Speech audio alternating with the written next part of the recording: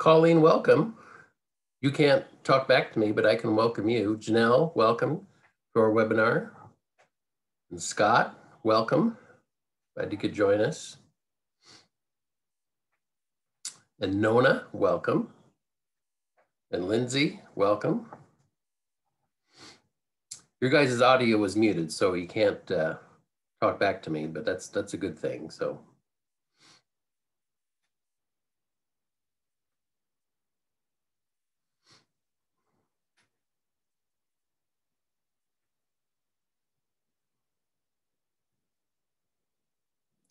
Yes, good morning, Janelle. I got your chat. That's a good way.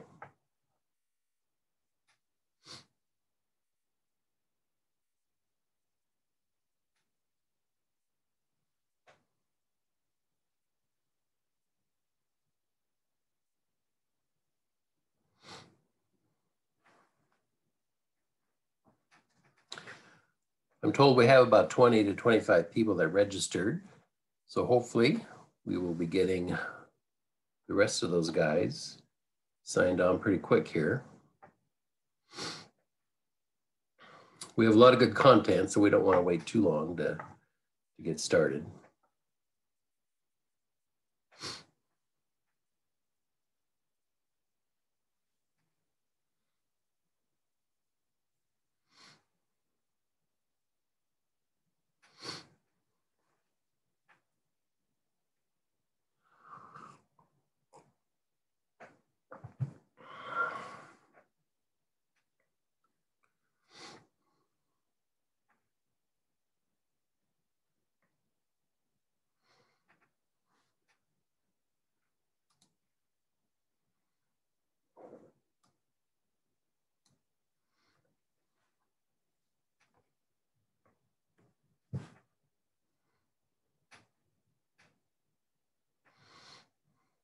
Stephanie, welcome. I don't think I welcomed you yet. Glad you could make it. Okay, well, I am given the go-ahead to get started here. So again, welcome everybody. We've got a lot of good content for you today. So hopefully you can minimize distractions and really get a lot out of our presentation today. So I'm Phil Frisk with PWF Architecture. I'm one of the co-chairs, interim co-chairs of the Sales and Marketing Council. This year with Darlene Denon of Solid Energy. She's a fixture to the SMC and MBA. I'm sure you guys know who she is. So we're looking forward to a good year of all kinds of activities, virtual because of our COVID reality. So we got to do things differently, but we're still providing good content for everybody. So, welcome. Thanks for taking the time to be here. So we're going to give you some good information from our speaker, Tyler Pigott, that's going to really benefit your business. So glad you could make it. And as you can see on the notes here, we're going to use the chat window and the Q&A window for questions, comments. So those are going to be monitored by somebody other than myself. And so we'll make sure to get the information to you through chat. And then if you have questions for us, use the Q&A. So we're going to try to give our speaker time at the end to basically go through the questions and provide you guys with the answers that you need. So as I said, we got virtual events this year for the foreseeable future. We're hopeful that maybe this summer, maybe we can start to do in-person events, but it's going to be up to others besides staff at MBA. So got a lot of good speakers, a lot of good topics, again, stuff to benefit your business and you personally as well. So be sure to check the MBA website, and then we do have a weekly newsletter, hopefully that's landing in your inbox, not in your spam folder, because we do have links to pretty much all the activities that the MBA is doing in those weekly newsletters. So be sure to just check those out, and registration is all online. It's real easy to participate in the virtual stuff that we're doing. So the Sales and Marketing Council, again, I'm the interim chair of that, so we have all kinds of cool stuff going on. I think our funnest thing is it's our design mix. That's basically a virtual happy hour. Again, when COVID's done, we'll meet in person. But for the time being, we're having these virtual happy hours where you just log on to Zoom with your favorite adult beverage, and we just kind of meet people, hear stories, and just get to know people virtually. So our next one is April 20th, and be sure to come so you can enter to win a Yeti cooler.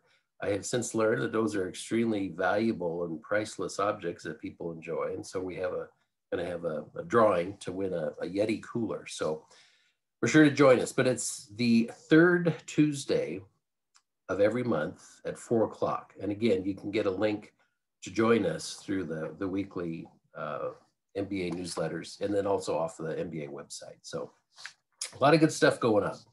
So we have a great webinar planned. So Tyler Pigott, he's going to be our speaker. I'm going to give a little intro. He started Lone Fur Creative. That's his business. He started that in 2015. And he spent years working in, even though he's a young guy, he spent years working in the marketing, communications, and sales sectors of business, working with unique technologies and groups of people. He served in a variety of roles, gaining experience in the communications, marketing, and entrepreneurial fields through small businesses and startup opportunities. So Tyler's really good. He can hear somebody's ideas, goals, and challenges and really quickly assess their strengths and weaknesses. He has a unique set of skills that allow him to be a really creative problem solver. The world needs more of those for sure. And has the ability to analyze situations through a broad set of filters, which allow him to generate ideas and implement them quickly. Tyler has a passion for learning from and serving others, and a high measure of belief and hope in seeing that the ideas of the people that he works with gain traction and come to fruition. So Tyler, take it away. We're eager to hear from you. Awesome. Thanks for having me. This is going to be super fun. I'm going to kind of switch over here and share my screen to get things rolling. So bear with me as I figure that out. Kind of hit presenter mode here and bring up some notes. And then I'm going to share, just walking you through a play-by-play, exactly what you were hoping for the morning. There we go. Let me see if I can find my notes there. Can everybody see my screen okay? I'm assuming so. Phil, can you see my screen okay? I just want to double check. Yes, I can. Awesome. Perfect. Looks perfect. Wonderful. We'll just get rolling then. So I'm excited to be here today. This is going to be really fun. It's fun to kind of be in the mix a little bit, be involved in what you guys are doing. I get excited about the design mix that you guys are running. The Yeti coolers are pretty cool. So I might have to figure out how to attend so I can try to win one of those. But let's just get rolling. So if you man the chat, kind of open your chat window and be ready to type in a couple of things. I'm going to start off with a couple questions. They might seem a little bit random at first. But we're going to just kind of dive into our presentation here. So we're going to play a quick game of Would You Rather. I run a remote team and we have happy hours on Fridays, and oftentimes we play this game, Would You Rather. So would you rather have tacos for the rest of your life, or would you rather only have sushi for the rest of your life?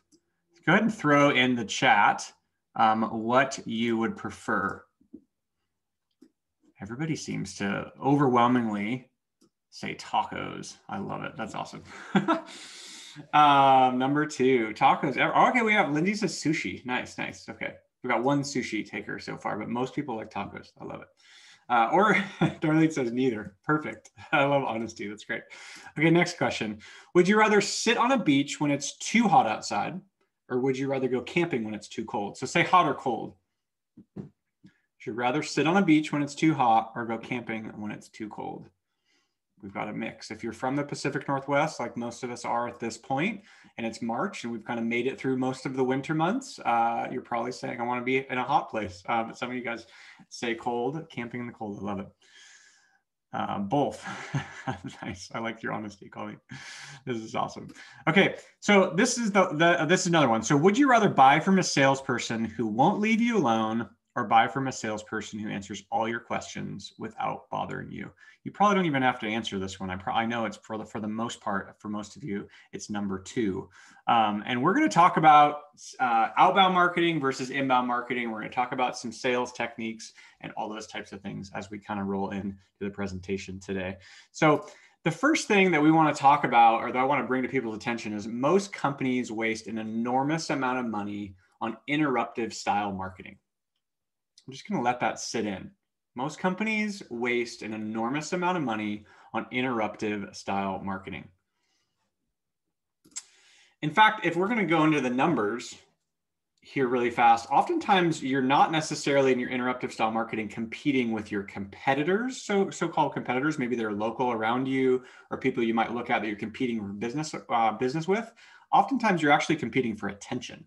And so kind of recent numbers over the last like 6 to 12 months with this is COVID included, the average person, you and I, are getting bombarded by potentially up to 10,000 messages every day, advertising messages every day. It's actually doubled in the last 10 to 12 years.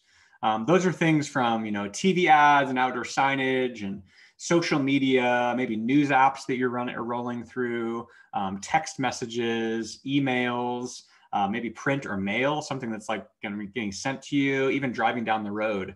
And so much of this is you're competing, those companies are competing for attention. And that's really what you're doing with outbound marketing. So why does outbound marketing get such a bad rep?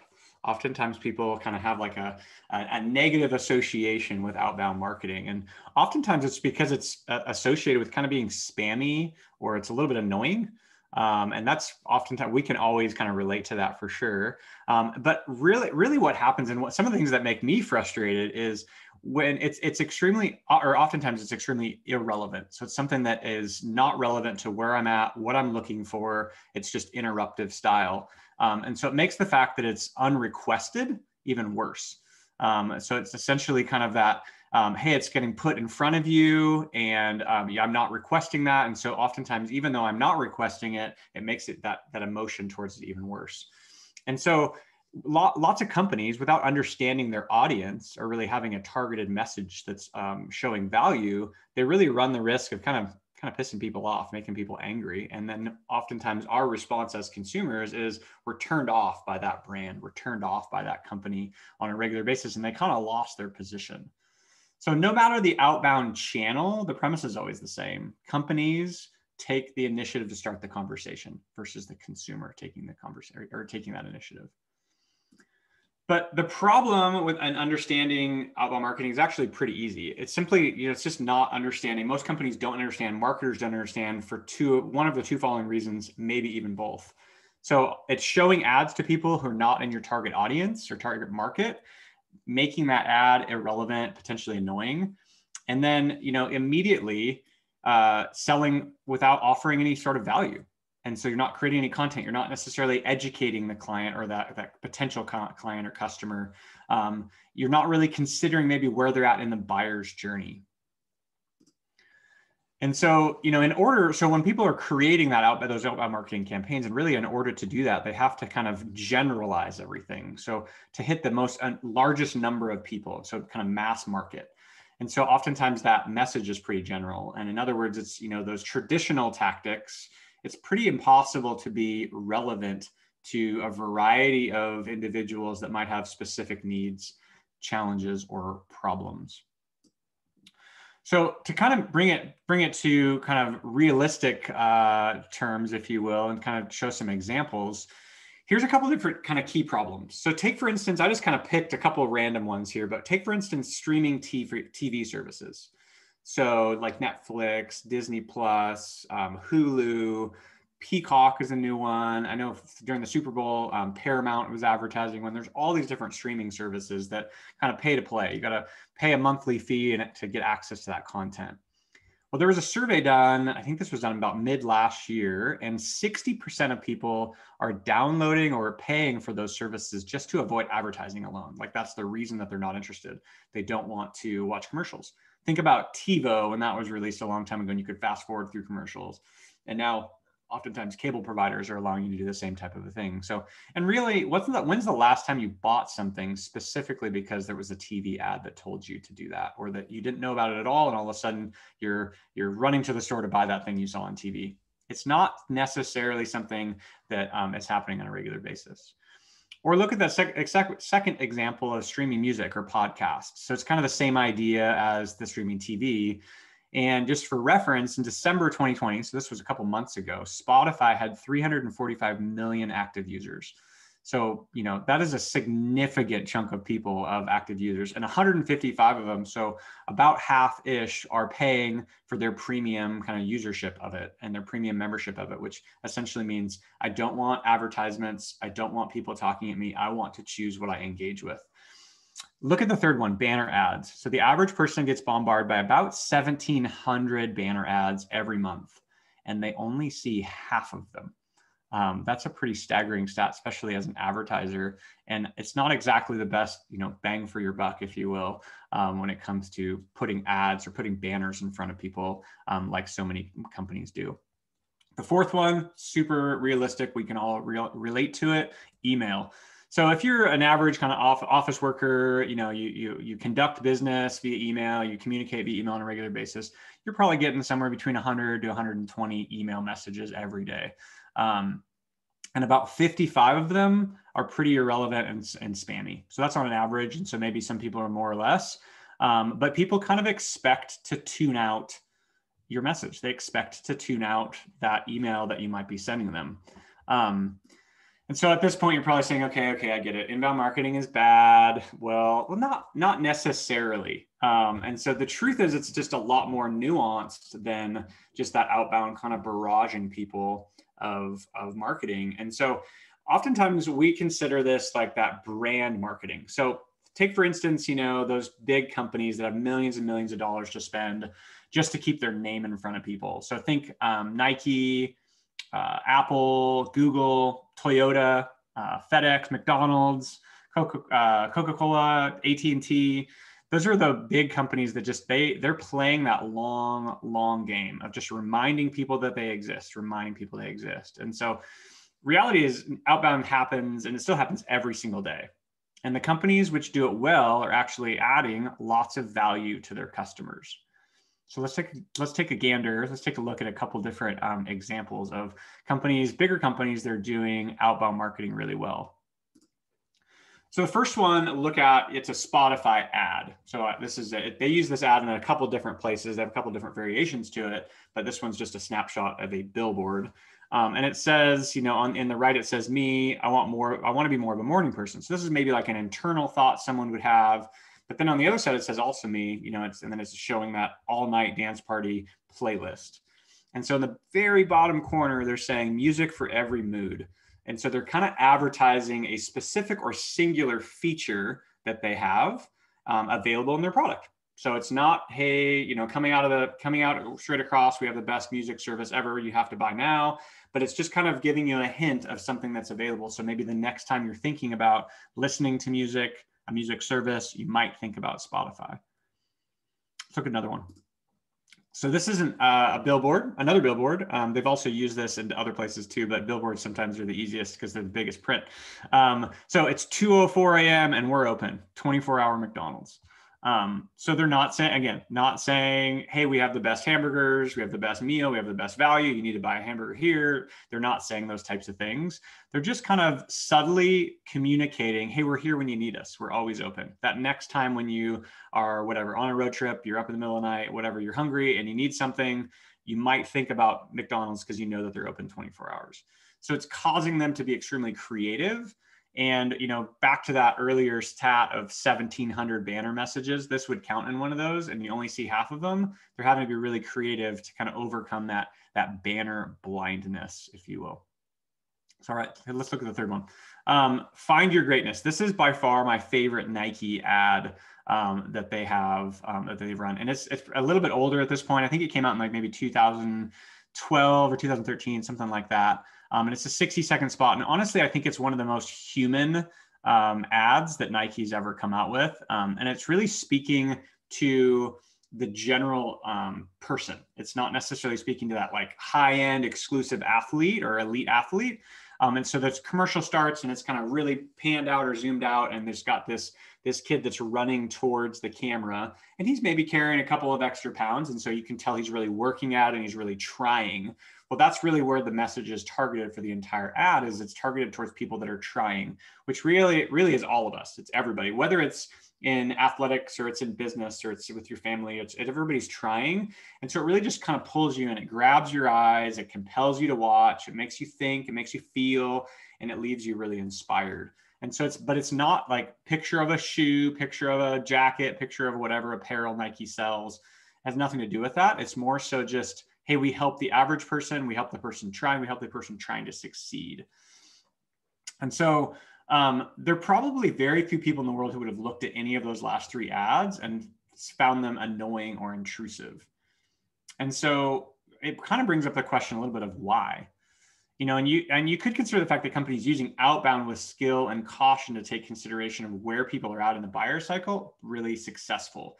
And it really just means they're not focused on immediately selling products, but rather they want to drive awareness and they want to provide value. So if that first Spotify billboard or that first Spotify ad or those digital ads that they run, if it said Spotify is the best for music, buy Spotify now, all of a sudden, all of us are a little bit kind of turned off from it and we're not that interested at all anymore. And so it kind of brings up different emotions based on that versus all 3 of those examples just added value and added awareness. So it's just, hey, we're here for you. Maybe here's a couple features of our app. Maybe here's our restaurant that's open on a regular basis or, 24/7. And hey, we're here for you when you're trying to achieve something, which is that Nike ad. It's not saying buy, buy, buy, buy, buy. It's more so where's the value? Here's the awareness. We're playing the long-term game. So we call that brand marketing. So marketers still using outbound tactics often ask themselves, and these people come to us all the time at a marketing agency, and really they're trying to understand, hey, those push messages that one-way communication, they're just not as effective anymore because the audience now has options. And so you now have options of how to look for something. You now have options of ways to avoid those outbound marketing messages. And so really those top questions that we often get are how do we as in marketers or business owners, how do we reach buyers who are looking for our solutions? And then what does it take to turn those prospects or those potential customers into customers? And so bottom in really small italics here, sorry, I was lagging to catch up, it looks like. My apologies. So really small italics at the bottom there, it's, Google processes over 3.5 billion searches every day. That number actually increased in 2020, which is astounding. So just leave that kind of in the back of your mind for a bit there. All right, so we all get inbound. We all get some of the do's and don'ts, but what do you do when you need something? I'm guessing you might Google it, and now that's become a verb. You might search for it on the web. You might open like your Amazon app on your phone or your tablet or log on their website and, hey, search, best pots and pans or best cooking spray or best whatever. Apparently I'm on a cooking kick right now. Or, you might start searching, online shopping like e-commerce sites like a Target or a Walmart or something like that. You're going to oftentimes jump online to really understand where or what to purchase or how to kind of start narrowing things down. Well, that's what everybody else does too. And so kind of putting yourself in your customer's shoes oftentimes is the most effective way to have impactful marketing campaigns. So let's look at an example. I bought a mountain bike recently. I've been into cycling for a long time and road cycling, used to compete in Ironmans and all those types of things. But over the last couple of years have kind of ridden everything around my house and I've kind of looked for maybe a new adventure. And so I was like, hey, I want to start looking for a mountain bike. And so step one is, research. I really started asking friends. I jumped on Google and looked at kind of the best mountain bikes for 2021. I maybe started with a couple well-known brands that I already know that might be local or in bike shops or something. And I started reading their websites, reading different blogs, checking out reviews, watching videos, really trying to just kind of go, hey, what's the problem I have? I don't have a mountain bike and I don't know what to buy. So I'm trying to kind of figure out like an answer to my problem or a solution to my problem. Well, step two is I've kind of narrowed it down a little bit. And so I've got 3 different brands I'm really focusing my research on. And I'm starting to kind of compare models, compare features, look at pricing. And if you've tried to buy a bike in the last year with all of the shutdown, COVID, and those types of things, it's actually getting really hard. So I looked at availability. And so really just starting to like kind of narrow it down from a research standpoint. So the third step is I found one. So it's kind of like the first step, is the awareness. I kind of understand what my problem is. That second step is I'm considering different things and trying to kind of figure it out. And the third one is I've made my decision. I found the one I want. I found the brand I want, the model I want, all the things I want on it, and then I reach out to the company. I'm ready to buy. So it's kind of like that's a, pull out 10,000 foot view of your general buying process that most people follow for anything from this funny example of a mountain bike to, whether it's a new roof for a house or it is a new provider for insurance, or oftentimes you're asking people, you're trying to narrow it down, you're doing your own research along the way. And then don't forget the fourth piece. So the actual customer experience, in this case, did it arrive on time? Was it perfectly packaged and didn't arrive damaged? And did it have excellent communication along the way? I knew where it was at. And really the final deal there is, am I going to tell other people about it?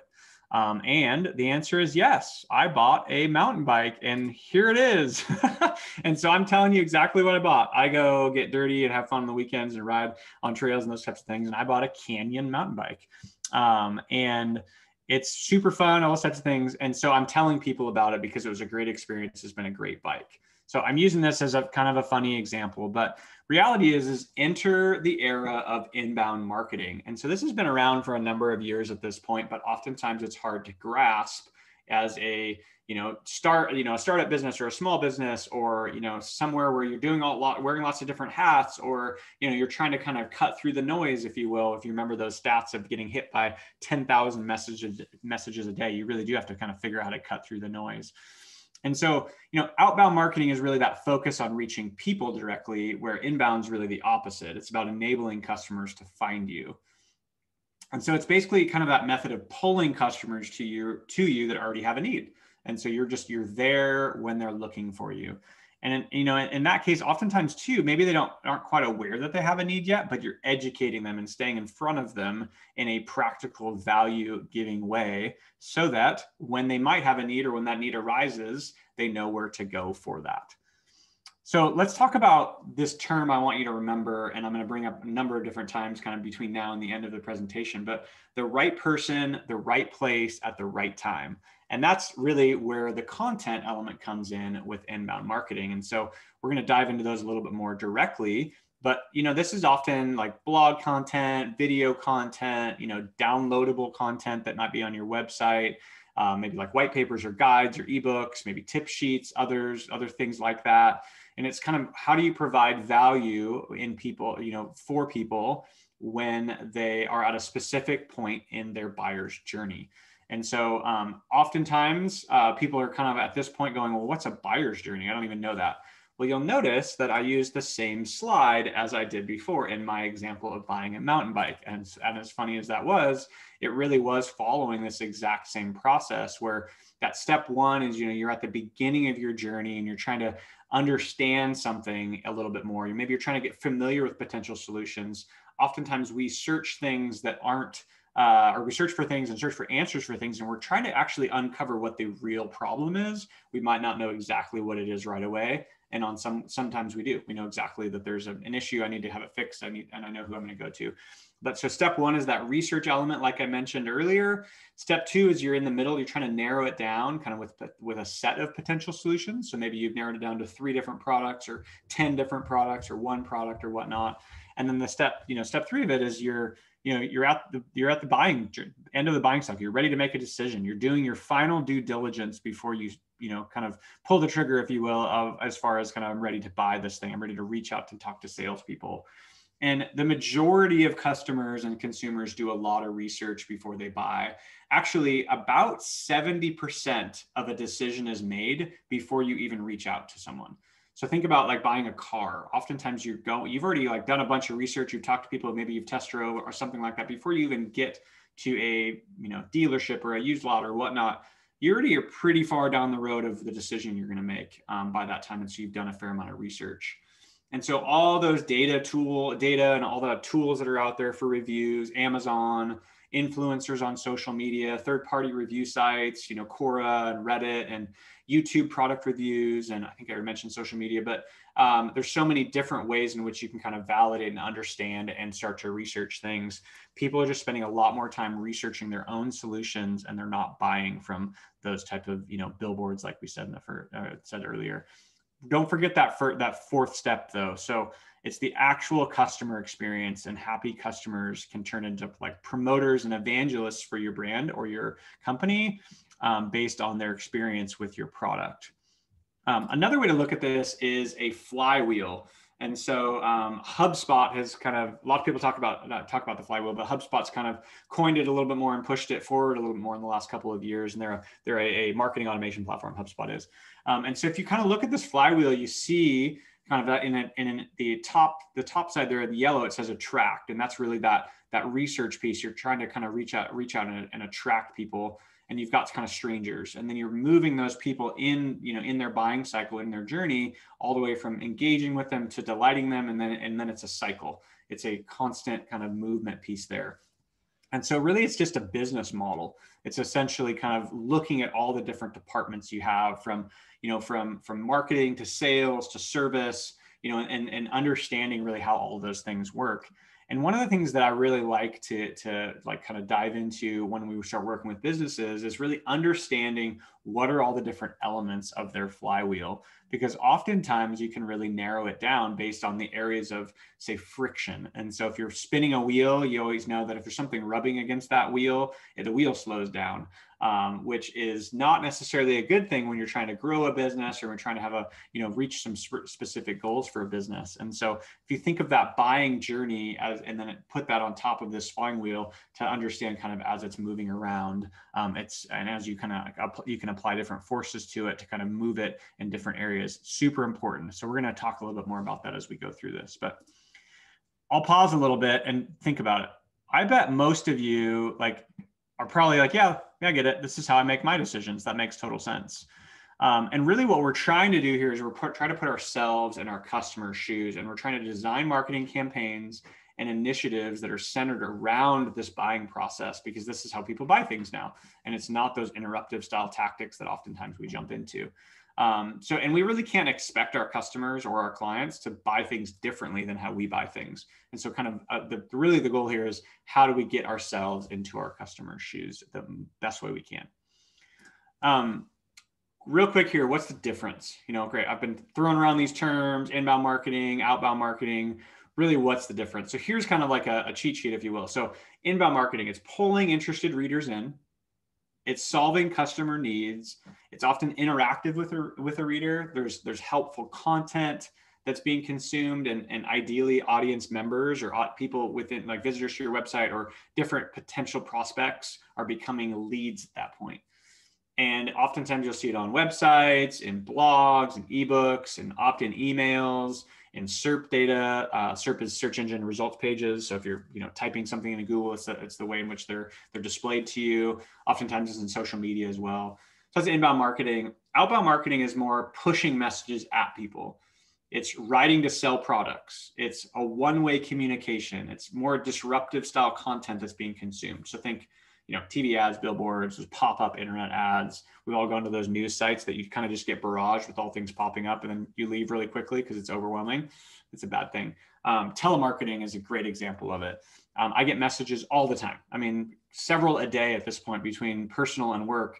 And it's just, they're such a turnoff. I would never do business with these companies when they reach out and leave me a voicemail saying, hey, remember when we talked, yada, yada. And I'm going, I've never talked to you before. I don't even know who you are, what you're trying to sell, but they're trying to get their foot in the door in a kind of more of aggressive way like that, which isn't always shown to show great results. So back to our kind of core message here. So right person, right place, and right time. And so let's dive into that a little bit more. Okay, so first of all, right person. What on earth do I mean by that? I'm talking about your customers, what it is that your customers want. So the key here is that you're like people that are oftentimes kind of spraying their message way out there and trying to hit as many people as possible. They're selling potentially to the wrong people, and it's not really working. And so you really want to focus on your efforts on identifying what problem you solve and who you solve it for. And so we really want to just look at, what's the customer's problem and how is that problem making your customer feel? And so when I say that, what's your customer's problem? I'm talking about an external problem. They're up against some sort of problem that's preventing them from getting what they want. And, when you try to define that external problem, you really just have to ask, what's the problem that our products or our services is solving for our potential customers. And it can be as simple as I provide new siding, I help with commercial lending, I help with insurance, I help with, whatever home services, so that can be kind of that external problem.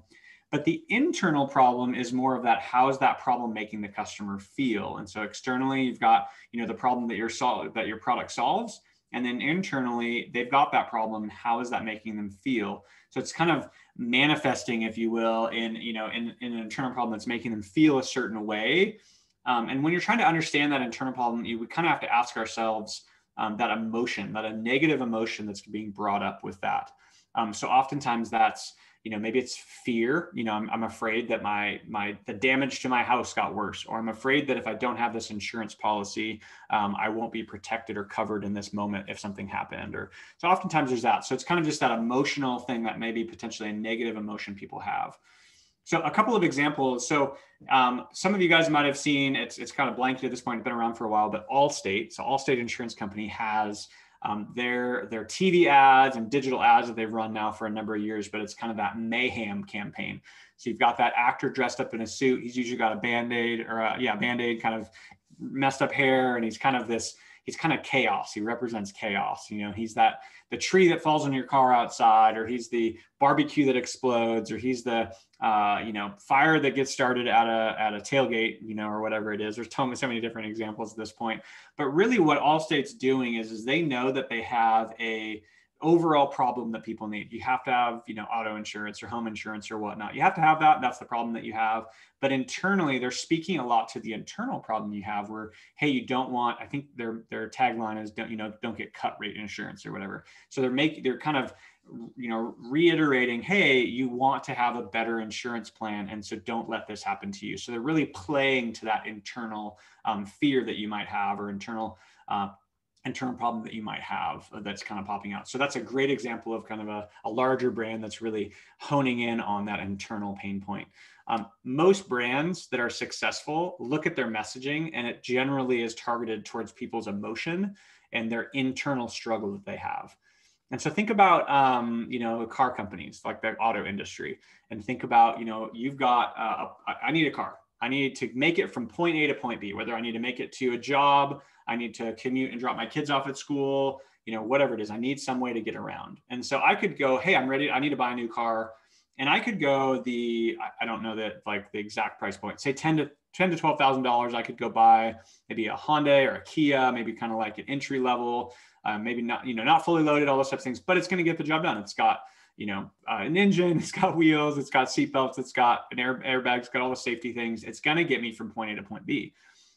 Or I could go, whatever, BMW, Lexus, Tesla, whatever it is, where I'm going to spend maybe like $80,000 or more. Well, there's a big gap between those. Why are people buying those types of cars? Well, if you start to look at auto advertising and messaging, they're selling to your internal challenge and internal fear and internal pain point that you have as an individual way more than they're selling, hey, you'll make it from point A to point B faster or safer. Rarely are they doing that unless it's a brand that's specifically kind of laying their stake at that. So just think about those types of things. As you look at ads and as you kind of evaluate things moving forward, look at those types of examples because they're super powerful to learn from. And so, if you're trying to figure this out, say you're trying to go, hey, I'm not sure what the internal pain point or internal problem is that people have, or I don't even know who I'm selling to. I'm not even sure what the right person is or what the right customer is. If you have a Facebook page and you've got followers on that Facebook page, and I think you have to have more than 100 followers, Facebook unlocks this thing called their demographic insights. You can see the breakdown. What are their interests? What are their age groups? Are they man or woman? Where do they work? Where they live? Like you've got all of that information in your business page that you can look at. So sometimes that's helpful to get started.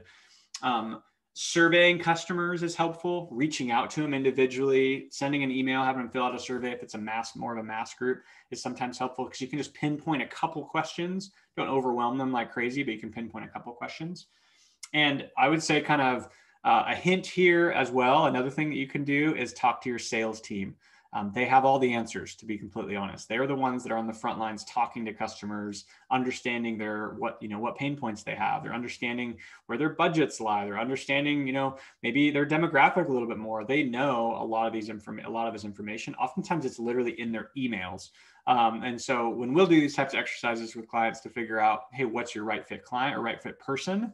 We're oftentimes interviewing sales team members, and they oftentimes have all the answers, which is just fascinating that it all lives there. You just have to kind of figure out how to mine it, if you will. So a little bit of a tag on to that, you got to be the right person. So you have to establish yourself as that trusted, credible expert that has a solution for your customers' problems. So after you've established who do I want to sell to, make sure you are that client or that business, that expert that has credibility to sell to the people you want to. And so often, reality is it's kind of that empathetic mixed with authority type of statements, and every good brand positions themselves as, the hero, or not as the hero, as the guide to the hero. And so if you go to a website and that website says, oh, we've been in business for 49 years, it's a third generation company, yada, yada, and it's got a picture of, a grandfather shaking the next generation's hand, that's super cool, but it doesn't show me as the customer that it's going to be helpful. So you got to flip it. You got to tell me right out of the gate, who are you serving? And so oftentimes it's helpful to kind of figure out, we call them, lead qualifying questions. And so, do they have a problem that your product solves? Can they afford it? Are they the right person to make that buying decision? Oftentimes, when vendors reach out, for our services, we'll be prompted to ask people, how much do you invest in marketing now? Do you have a team? How much do you pay for print? How much do you pay for digital? What other solutions are you evaluating? What other ways can your problem be solved potentially? Why don't you just do more of that? What does success look like? So there's lots of different ways to kind of start to evaluate that right fit customer, that right fit person that you want to talk to. So that's just helpful to kind of make sure you are aligning your ability to deliver a successful service or product to that right person. So I'll get off of that real fast here, but let's go back to, okay, so right person, we want to talk about right place. So find out how people are searching and what they're looking for. So again, put yourself in the shoes of the customer. And research at this point is showing that, people need to interact with a brand or a product 7+ times before they'll purchase it, especially if it's a new introduction and it's not a referral, it's not a suggestion. They're having to interact with it 7+ times. And so think about how you're going to get in front of your customer 7 or more times, and where are they going to be? And so oftentimes it's, as a business owner, maybe as a small business owner, medium size, you'll read an article, you hear a story, and you're like, oh, we should just do that. And that's a very tactic-based approach, which is fine if you have that kind of underlying strategy that's going to work as part of it. And so oftentimes, like an example I've used in the past, sometimes people come to us and say, oh, which social media platform should we use? And, it's kind of, for me, I go, well, I want to know who you're selling to, because a business to business commercial lending business, kind of organization probably doesn't need to run like a really successful TikTok campaign. If you guys don't know what TikTok is, it's essentially like a video-based social media platform. But there's the right person probably isn't there. So that's not going to be the right place. And so you really have to start kind of thinking through kind of where they are at. So think about, like, are they searching for your product? Are they on social media? Are they reading reviews? Maybe are they on Amazon? Are they checking their email? Are they networking regularly? Are they watching videos? You just start to think about how are potential users or potential customers, where are they at in the buyer journey, and what are they looking for? And so some people are kind of like, man, I have no idea. Where do we even start? Well, put yourself again in the shoes of the customer. If you think about, maybe you sell an estimation software to maybe home service, professional services, home services type of an industry, like maybe roofers or cider or people that put on siding or gutters or something like that. If you sell that type of a service, generally you're probably selling to someone that is on the move all the time. They're in a van, they're in a car, they're going to do estimations, they're doing installs, they're constantly on the move. So they're probably not sitting around looking at their email very often, but they potentially could be very motivated by text messages. So you could look at like an SMS type of a campaign that adds value to that user. So you kind of just put yourself in the shoes of where are they at, what are they doing, and how are they kind of functioning on a regular basis. So right person, right place, and then the next one here is right time. So understanding where they are at and what information they need to help kind of move them through the buyer's journey. So you remember that kind of awareness, that consideration, decision. Where are they at? Are they just learning? And so if they're just learning and doing research, maybe you need to provide kind of more, we call it top of funnel type of content for them. It's very easily accessible. It starts to answer some of their generalized questions before they kind of get moved down the funnel, if you will, or into the flywheel as far as kind of that buyer's journey goes. And so a quick refresher, that buyer's journey, step one, they're doing that research. Step two, they're narrowing it down. Step three, they're ready to make a decision. Step four, we need to keep them happy so that they are continuing to stay kind of in the mix. I'll just kind of remind you, question one, would you rather, buy from a salesperson who won't leave you alone, which in this case, outbound marketing, buy from a brand that just is constantly barraging you with things? Or two, would you rather buy from a salesperson who answers all your questions without bothering you? And so it's being that kind of inbound marketing type of a mindset where you're offering value on a regular basis so that people understand that. So right person, right place, right time. So think about, examples being your blog, infographics, white papers, case studies, like spotlighting customers in particular, because then I know that you've worked with people like me before, ebooks, PDF, things that are downloadable, webinars. We're on a webinar right now. These are super helpful because they're ideally I'm offering some value and helping along the way. And these are super helpful because people get interactive with this type of thing. I know this is being recorded. Maybe you could watch it later. It can be a resource on as you go. Video series or courses. Those are super popular right now. We've helped tons of clients with these types of things where you're offering some sort of like maybe 3 video sequence that's helping them, kind of introducing them into a challenge that they're facing right now that they're trying to overcome. And it's valuable content. It's valuable content that people are consuming, they're taking value away from, and they're seeing you as an expert in the field that you're in. And then SEO, search engine optimization, is a big deal after that too, or not even after that, but in parallel with that, because you want to show up at the right time when people are looking for you. All right, so here's another way to look at it. Here's another way to look at the kind of sales funnel, the inbound marketing funnel, if you will. Obviously, it's laid horizontally on its side to be easier to kind of understand. But you've got kind of those strangers to visitors to leads to customers to evangelists or promoters. And you've got all these different kind of tactics within there. So let's just kind of do maybe a fictional example really fast. But let's take a home remodel company, maybe a general contractor or a residential contractor of any size team, whether it's a small, one-person solopreneur with contractors, maybe it's a huge company with tons of employees. But just kind of take an example. Okay, so attract. How are they, going to attract someone? Look at, the title of how much does it cost to remodel a bathroom? So again, I'm just fictional example. How much does it cost to remodel a bathroom? That term alone gets searched 4,400 times a month.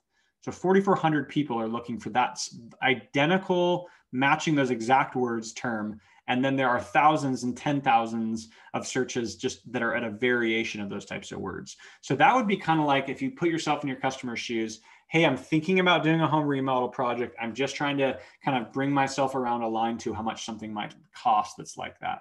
So there's tons of other variations of it, but just go with me on this. So say, for instance, I land on, I search for how much does a remodel cost in some sort of search platform, whether it's Google or Bing or YouTube or whatnot, and I land on your article.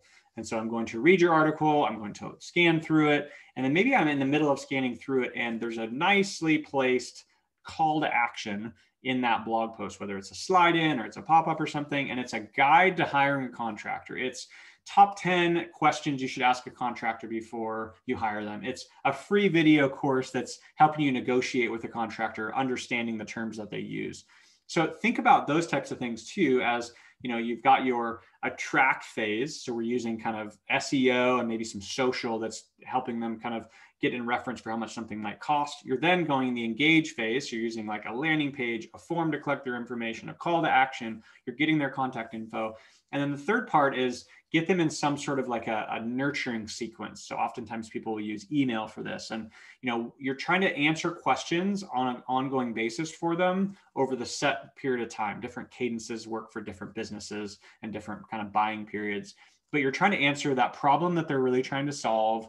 How do you make their life better when you work with them? You want to overcome objections. You want to use customer testimonials. And then oftentimes kind of pro tip is, you say thanks at the bottom, you sign your name, and then in a PS, if someone wants to schedule a free consulting or free estimate or something like that, kind of remove the friction, if you will, and allow them to just go, great, I want to jump straight to the front of the line. I've seen enough, I'm interested, and have them jump straight to the front of the line. So your goal really is to kind of get them interested, provide the right resources to them as they go along the way and help them make a decision, and then be there for them to answer questions when you're ready to kind of close out for them. And then the delight phase, you're wanting to make them a happy customer, make their experience amazing, don't have hidden costs, make sure you're transparent and all those types of things so that they're turning into that promoter or evangelist for your brand. So right person, right place, right time. And I think I'm getting towards my time limit here as we're going, but so now what? Like, what do I do now? Tyler, thanks for the information. I know some of it was new, some of it was a review. Great. But here's some tips. So you want to build language around those 3 points. So that right person, right place, right time. You want to build language around that, kind of that brand messaging. You want to invite people into the story of your business, and the story that you can communicate with people is so clear based on, here's the problem we solve for you, here's how we do it, and here's what your life looks like afterwards. You want to put the user's problem first and position your service or product as the solution to that.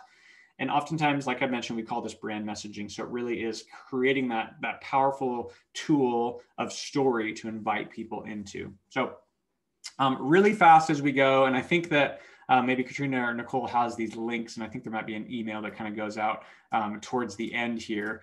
But let's see. So these are some things that are helpful. Building a story brand book. So Donald Miller's the author. That's been a really helpful resource for us as we've kind of helped craft this brand messaging product that we offer. They've also got a Business Made Simple course. That's like a digital course that you can run through and look at videos. I think there's a link to that. There's another book by Marcus Sheridan that's been really helpful over the years, and it's called They Ask, You Answer. And essentially it is like framing, FAQs, answering those questions, making sure you have all the right information to answer the questions that clients have. And then an option 2 is to work with an inbound marketing agency or a brand messaging agency like us. I've got a little winky emoji there, but you can check out our website. My information will be here in a second. And then the last piece that we've got is a lead nurturing guide. So go ahead and check that out. Feel free to download it. It kind of walks you through how to create that, in that third phase of the funnel, if you will, that kind of nurturing side of things. They've already downloaded something, and here's some examples for that. So again, right person, right place, right time. That's what I want to drive home, and hopefully something that you guys can remember. So here's my information. Feel free to contact me if you have questions. There's LinkedIn, there's Twitter. I'm on a lot of those types of social platforms as well. So if you do have questions, feel free to let me know. So thank you guys. If you have questions now, I think that we're going to jump into some of those. So I will turn it over to Phil. All right. Tyler, thank you. I think my video is going to come back here. Nicole or, yep. Well, anyway, great presentation. Here we go.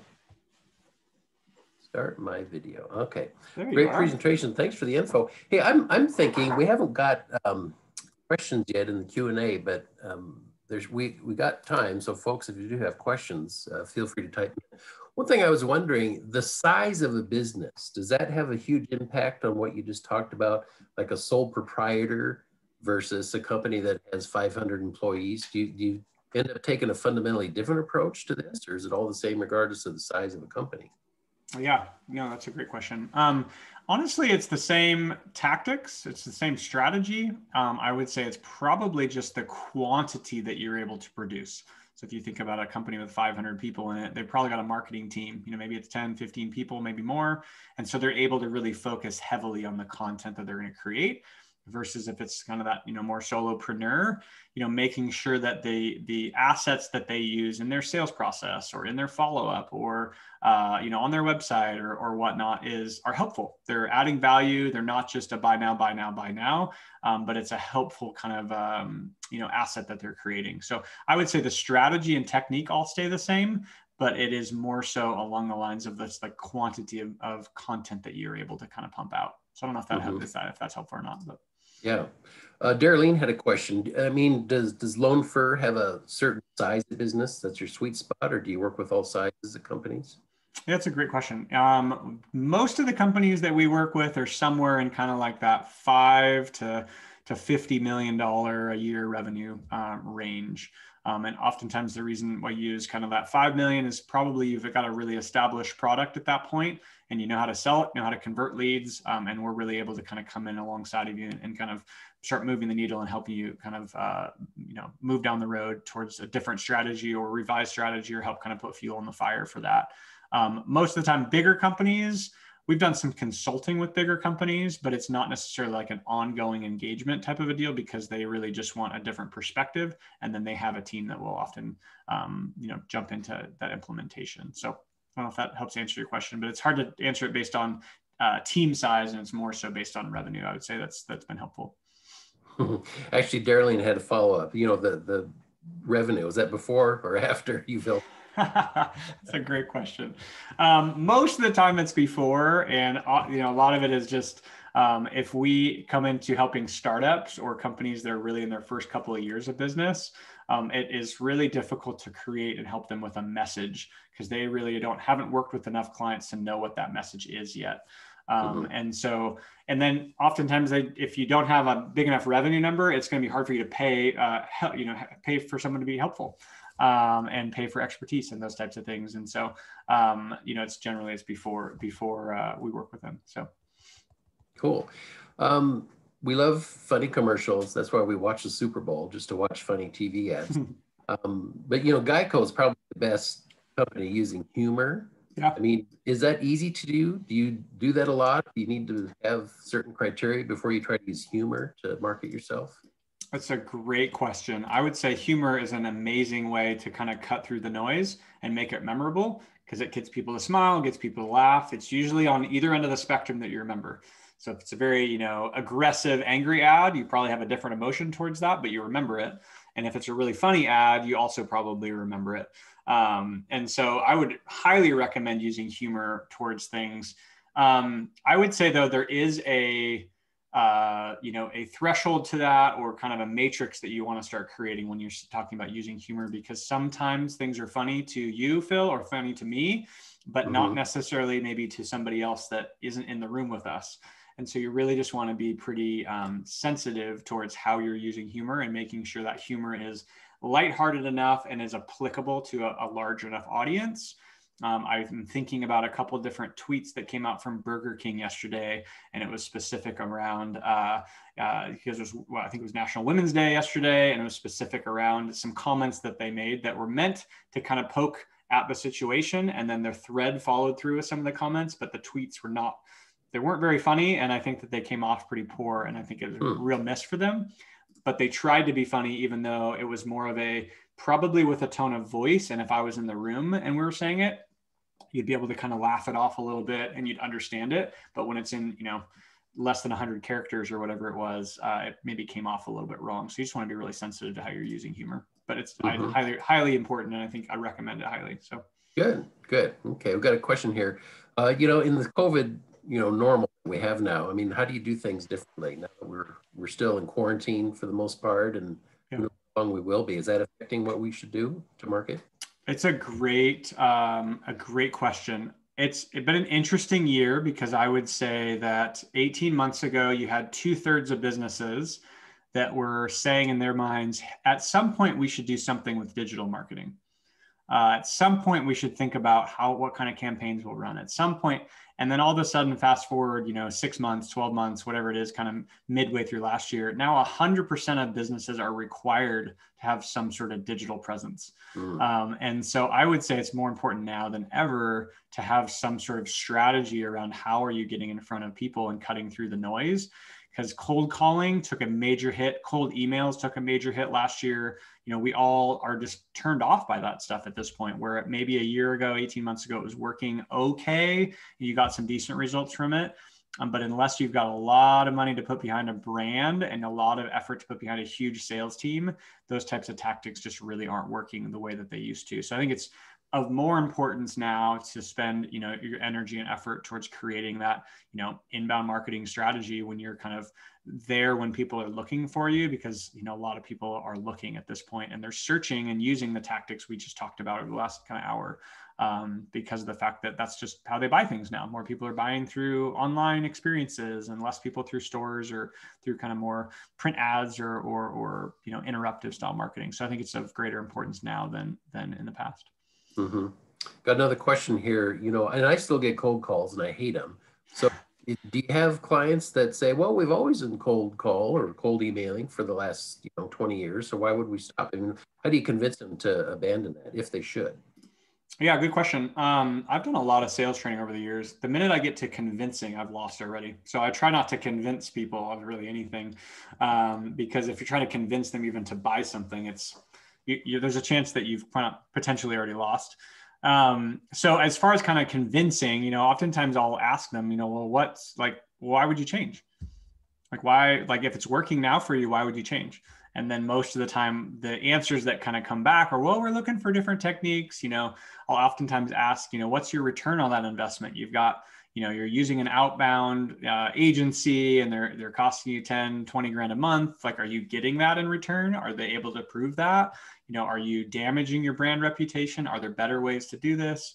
So oftentimes we'll kind of go down that route if we are talking to them about just, there are potentially other ways of doing things than kind of being more interruptive.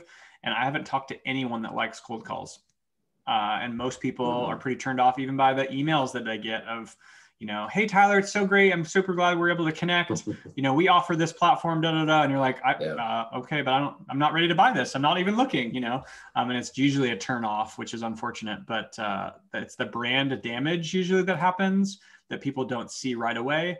But in a short period of time or over a period of time, you'll start to notice that that tactic's just kind of dried up and not working anymore. So, so we don't, you know, resort to jargon. What's your definition of digital marketing? Yeah, great question. Definition. Yeah, for sure. Digital marketing is anything really that's in the digital platform kind of ecosystem. And so there's a wide swath of digital marketing, but it's really more so taking advantage of technology to be able to personalize and customize the message that you're putting in front of the exact audience that you want to. And so, you know, I would kind of carve out, you know, TV advertising, billboards, cold calling, much of that to being that outbound side and kind of traditional advertising, where I would say digital marketing is more so something that is applicable to the right people that you can really hyper target based on the individual problems that they're trying to solve. So I don't know if that makes sense to whomever asked the question, but that's usually how we kind of come at it with some sort of definition. So not robocalls. Yeah, I wouldn't recommend them, and no one likes them. I hate them, but I still get them. I probably get 3 to 5 a day, and they're just it's unbelievable. I just can't even. I'm so not interested in those types of companies at this point. Even if they do provide exactly what I want, I'm not interested because I just know they're going to be a horrible sales experience. Super aggressive. Come out with, I'm here, I'm ready. And then the minute that you say yes, I'm ready to buy, it's about as, you know, crickets as you can get, because there's not somebody that can back them up. They're just people trying to barrage you to try to get you to pick up the phone. So right. So in our COVID reality, what's a good success story for Lone Fair? As far as us working with clients? Yeah, that's a good question. I would say there's been a couple things that we've done over the last little while that have been interesting because they're unique to like the brand that has never tried it before, as well as helpful to the brand. And so I think I referenced in the presentation some video courses or video series. And so we've done a couple of these types of deals where you'll have a list of whatever, 100 people in your database, 10,000 people, 1 million people, whatever it is. And you'll create some sort of a content asset that's specific to that audience. And so in this case, we've created a couple of different video series that we'll send out to clients that is very specific, or send out to the customers of a client. I'm representing a business at this point. And they're specific to, maybe it's a training thing, or maybe it's like a demo of a software platform.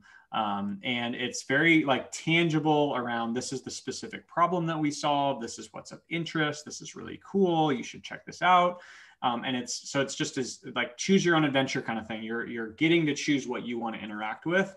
And those in the last year have been really successful because of the fact that video at this point has replaced many other things. Obviously, we're all on video right now. We could all be in some sort of a fun place where we get to have breakfast and be all together, but we're not. And so video at this point has kind of replaced that. So another thing with video that's been really successful this year is if you reached out to us, filled out a form on our site, you said, hey, I'm interested in a strategy call, I'm interested in talking to somebody, you're generally going to get a pretty quick, within an hour or two, personalized video response. So it's going to be using, we use a platform called Vidyard, and we create these videos. It's exactly like I am in right now. And it's, hey, my name's Tyler. Thanks for contacting Lone Fir Creative. We're super excited to meet you. It looked like on the form here, you're interested in talking about, a new website and some digital marketing campaigns. Anyway, I'm just excited to meet you. We'll look forward to talking, on Tuesday at 10 a.m. And it's that personalized touch that's very unique to, the ability to reach out, and kind of they understand who they're going to talk to. They understand who they're going to interact with. And so we've found a lot of success kind of incorporating kind of the basics of video at this point. And people are more receptive to a not, how would I phrase this? A not fully produced video. So in other words, kind of the video that we're all on right now, we're not paying tens of thousands of dollars for a production crew to come in, but people are very used to this, and it's very genuine and normal. This is my office behind me. That's an actual closet. This is shelves, and so those types of things have been highly impactful for the different clients that we work with, is kind of more that kind of video introductions, video series, video courses, that type of thing. Do you have a lot of your clients, or do you recommend in general corporate sponsorship of certain events? Is that an effective way for marketing? Yeah, it's a good question. I would say it can be. And I would say you want to hyper focus your kind of picking and choosing of different sponsorships based on who is there at the event or at the digital event, and then what you get access to. And so if you got access to everybody and you could send a follow-up email that's branded according to your company, like that's great. If you're just going to be a logo on a website, if you have to burn a marketing budget, I might consider it. But if you don't, it's probably not going to be super impactful necessarily. You want to look at things like what's the event size or viewership, and you want to start to look at how much am I going to pay per impression. And so say, for instance, it's easy math. It's 100 people that are part of this organization or this event, and I'm going to put my logo on it, and I get my logo in front of a bunch of different things. It might be worth it, but just kind of go, great. If it's, $10,000 to sponsor that, if it's $100,000, think about the amount of money you're going to pay per impression and see if there's other ways that you could potentially do that for a more cost-efficient, impactful way, directly in front of customers that are looking for it. So at this point, I would probably say for us, we've chosen to not really sponsor a whole lot of events, and we've put our energy more into creating content that's around the problems that people are searching for, and that we pop up for, like in search engine results, because that's usually like the most successful way to kind of bring somebody in, because you've already kind of shown that you're an expert in something versus just showing a logo to someone. So we haven't found that to be super, super successful. It's also really hard to measure event success. So I can measure the amount of effort we put into something based on hours, based on cost. I can also very easily measure output of, or what we get from that, versus it's just really difficult to kind of measure what you're able to get out of those types of things. So. Okay, got a question here from Darlene. Just some suggestions you might have for those who have to reinvent themselves during this COVID-19 marketplace, if anything, with a passive workplace. Does that make sense? I don't know if I quite understand passive workplace. Maybe is that kind of more remote workplace, or not all in the same building? Yeah, because so many people are not in the office working now. Just curious as to how does that change the way we, I guess, market ourselves as a company, or represent ourselves as a company? Yeah, it's a great question. So I actually started our company in person and in an office and all those types of things. In 2017, we flipped to a remote business model. So we have a mailbox, and it's, that 12 by 12 or whatever it is, 6 by 9 mailbox at a UPS store. And that's our headquarters. But we have, we just hired our 18th employee, and we're across 12 different states at this point nationally. So it's totally possible to create and run something with a remote culture. I would say the biggest things that you want to look at from working at home and kind of maintaining a culture, and then I'll talk about how do you build that, but is that you don't want to look at the new way of communicating. So this digital, kind of Zoom webinars, whatnot. Don't try to use it in replace of something, because it's never going to be the same. So if you're trying to go, hey, we used to have a 10-person staff meeting in this corporate room, now we're just going to do Zoom, you got to run it different, because it's not the same experience. And so you got to think through it differently. So that's what's been successful for us, is we're not starting new employees trying to kind of replace what we used to do. Or just, in addition to, we're actually doing it in a new way. There's been, 2/3 of my staff I've never met in person. I've met them from the belly button up or whatever it would look like, as far as just seeing them from on Zoom. And so it's totally possible. It's just looking at it maybe through a different lens than you're used to. As far as kind of, reinventing yourself, I think the question was reinventing yourself during COVID, if that was right. Yeah.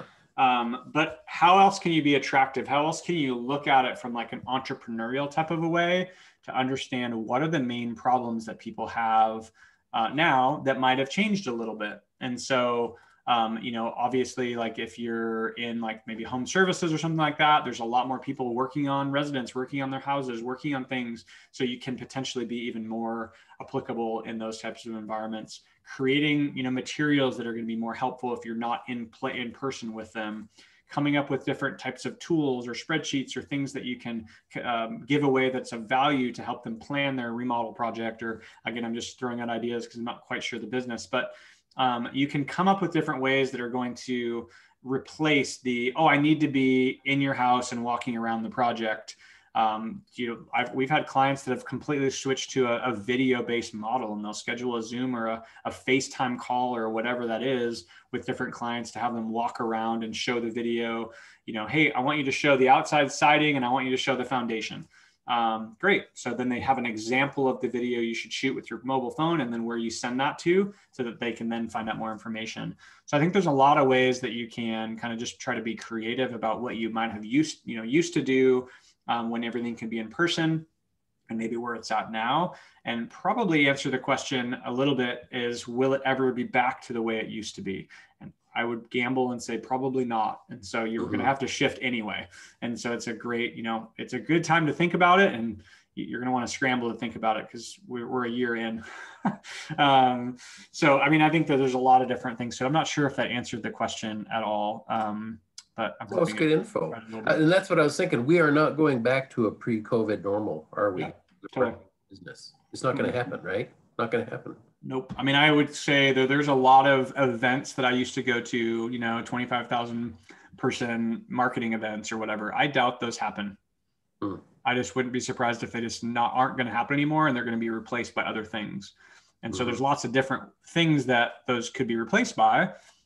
But I really think that there's always going to be some sort of a version of virtual digital type of events that happen. So I wouldn't be surprised if there's lots of, I know that in the industry and some of the clients we've worked with, they've been super involved with like the Microsoft events, been a technology client or something like that services those types of people. And they used to spend $150K, $300K a year on those Microsoft sponsored conferences.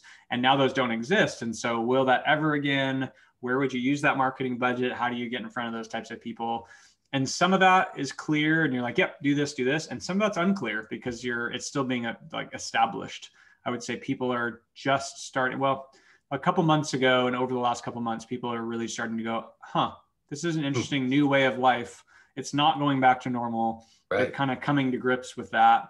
And we're going to establish a new quote unquote normal and what that would look like. But yeah, it's interesting to dialogue about and kind of figure out for sure. So if we're all part of the story that's being written. So yeah, right. Hey, here's another question. Is there an email marketing platform that you'd recommend for small business or a startup?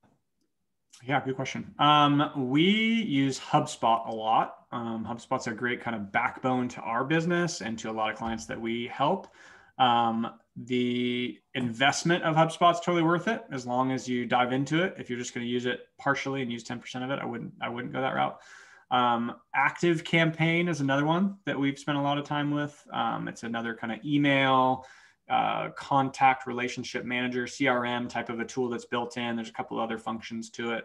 And that one's a great one to run with.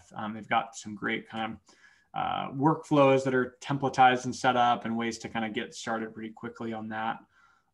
Those are the two right now that we've used the most. There's a million different ones out there. There's ones that are industry specific. There's all sorts of them. But I would say from a like flexibility, long-term use, can use longer than 6 months kind of concept, I would try one of those types of platforms for sure. So I would say also one of the things to look at, this comes up all the time because people always ask, well, can we just use MailChimp or can we use whatever free deal, that thing or the other thing? There is something called a sending domain when you send email, and sending domains are super important, just as important as the contents in the email. And a lot of that's because you want to hit the person's inbox. We all use, those Gmails, the Outlooks, the whatever. We all use those software, and they have spam filters, and they have promotions filters and social filters. They have all these things that filter out and cycle out all the emails potentially before you even get to the inbox. And so you want to look at email like solutions providers that have a very good sending domain and have a good score on those types of things. And you want to talk to a salesperson about that kind of thing, because you want your emails to actually get to somebody's inbox. Otherwise, they're probably not going to see it and it's not worth the effort. So. And correct me if I'm wrong, but I think on your website that you offer like a 30-minute initial consult, or how would you engage a new client? Yeah, normally we'll jump on the phone and kind of figure out what are you looking for, and we're big on just, hey, if we're not the right fit, maybe we can point you in the right direction.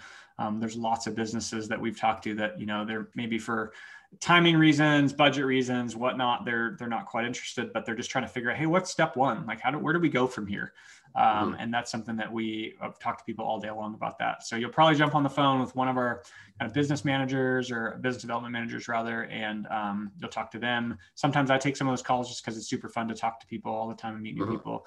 But we'll really talk through kind of what are you trying to do? What are some of the goals you're trying to, reach out for? Sometimes it's revenue goals. Sometimes it's, we've already got established campaigns and we're trying to improve our numbers. Sometimes it's, I don't even have a website. What do I start with? So everybody's in a different, scenario when it comes to where they're at from a marketing standpoint, messaging standpoint, brand standpoint. So just one last question. We're getting close to the end here. Celebrity endorsements, are those really a good use of money? We seem to be attracted to celebrity status, but you do that with your clients, try to get them to get a celebrity endorsement? It's a great question. It's really interesting because they work. Because celebrities have a huge reach and people want to be like, people want to be like them, or they, you talk about that when we go back to one of those slides I talked about, kind of that internal pain point that oftentimes people have, and you want to be like that person. And so you're going to follow them on different social platforms and those types of things. If you're going to do a celebrity endorsement and I would almost just call them influencer endorsements, because I think in some ways you're better off to have like people with less reach that have hyper target. So, what's an example? The first one comes to mind, which is embarrassing, but it's The Rock, and he's on social media and he has hundreds of millions of followers. And if he, has one post on his social platform about my product or your product, it's going to go bananas, but he might not have the right users. Like he might not have the right followers. So you really want to look at those influencers and who are the people that are attracted to them. And are they the right fit for that? Are they the right fit for potential customers? So thinking about back to the right person and the right place, the right time, just make sure you kind of built that matrix where you're looking at, the influencers to make sure that they're the right, the right type of individuals. Because reality is that we all want to spend the money on marketing and get the maximum amount of return for it. Right. Versus just kind of like that spray and pray type of a mentality. And we're just, great, this person's really well known and it's just a flash in the pan, but it doesn't actually impact kind of our bottom line. So I would focus more on like smaller reach influencers, but hyper targeted towards the audiences that you're really trying to impact. So. And that's part of what LoanFur would do, is figure out who's the most appropriate influencer to engage. We've done that in the past. I would say most companies that come to us aren't ready for that yet. Because I would say, like, oftentimes when you're going to jump in with an influencer, you need to be able to sell 100 to 1,000 products tomorrow. So if you're really, I mean, just because it's possible and you got one shot, you know, it's like they're going to post once, and you want to make sure you're the right type of a product that's going to work with that. So maybe you're an e-commerce brand or something like that. Absolutely. Because you can sell, you've got whatever, 100,000 units in a warehouse and you need to sell them. Well, absolutely do an influencer project every month. But if you're more of a professional services side, it's pretty hard to scale that. And so obviously you can, and we're doing it and other people are doing it. But if we were to land, you know, 100 new clients tomorrow, it could be a little bit of a rough moment for the clients and for us. So gotta make sure they're the right product. Okay. Well, no more questions. Nicole, Katrina, I think we pretty much wrapped up. Tyler, thank you for this very good information. Your website's in the chat. Yeah. It's loanforcreative.com, but people can go to the chat box and get Tyler's website and email address so you can connect with him further. Perfect. Thanks for having me. Appreciate it. Yeah, thanks, Tyler. We appreciate your input and all your information. And thank you to MBA for hosting this webinar. We appreciate your efforts in doing that. So I think we are complete. Nicole, if this is it, I guess I will sign off.